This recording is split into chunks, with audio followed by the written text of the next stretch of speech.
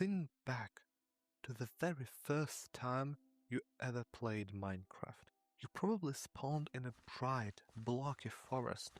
You punched some trees, you built a terrible dirt hut just as the sun was setting, and you survived your first night.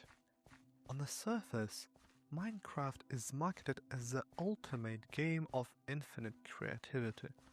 A sandbox where you can build anything you want. It's colorful, it's peaceful, it's a game for kids.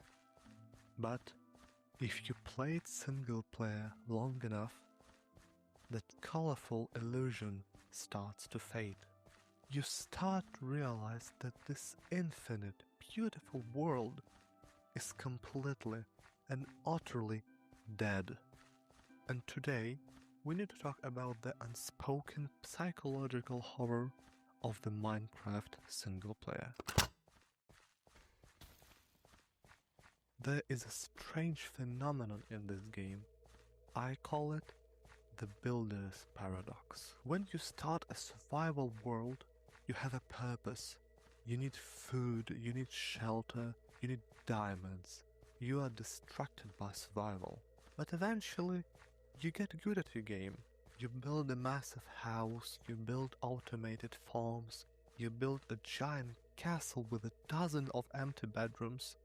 You spend 40, 50, maybe hundreds hours shaping this world. And then you finish building. You stand in the middle of your massive, beautiful city, and you realize no one is ever going to live here.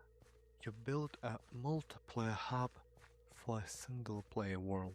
You can walk down the streets you paved, but no one will ever look out of the windows.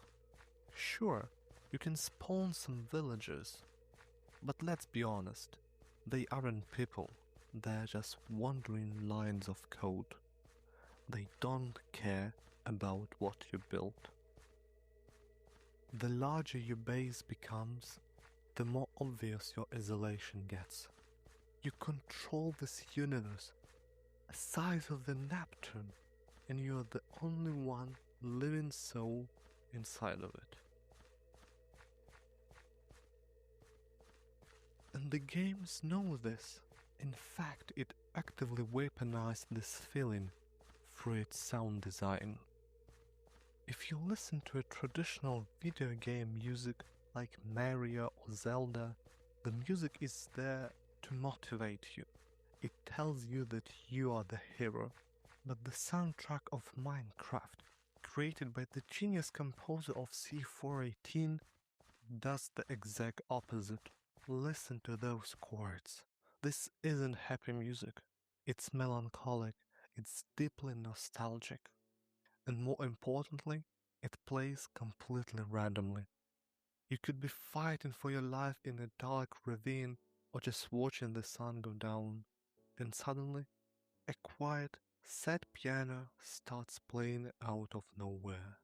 It doesn't reward your actions, it just reminds you that time is passing.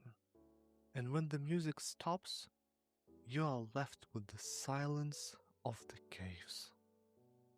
Those random cave noises, from a game design perspective, they exist to keep you on the edge. But psychologically, they make you feel like the dark space of your world are breathing, like you are intruding in a place you shouldn't be. This absolute, crushing isolation does something to the human brain. We're social creatures. We're not meant to exist in a silent void. Which brings us to Herobrine. In 2010, an anonymous user posted a story about seeing a default player model with white eyes staring at them from the fog. We all know this story. We all know it was a creepypasta. Herobrine was never in the game's code. But why did this specific myth become the most famous legend in the gaming history? Why did millions of players suddenly start seeing things in the fog? Because we wanted him to be real. Think about it. The idea of a hostile ghost stalking you from the edge of your render distance is terrifying. But you know what is actually more terrifying? Accepting that you are completely, 100% alone. Herobrine was a psychological defense mechanism. Our brains invented a monster because being hunted by a ghost is better than accepting the absolute, defining emptiness of the single-player world. We wanted to be watched. Modern multiplayer games are exhausting. You are constantly bombarded with battle passes, voice chat, and microtransactions. But Minecraft single player remains unchanged. It's a digital Zen garden. It's a mirror. When you boot up a world by yourself, the game doesn't give you a quest. It strips away all the noise of the real world and forces you to sit alone with your own thoughts. Yes, it can be creepy. Yes, it is profoundly lonely.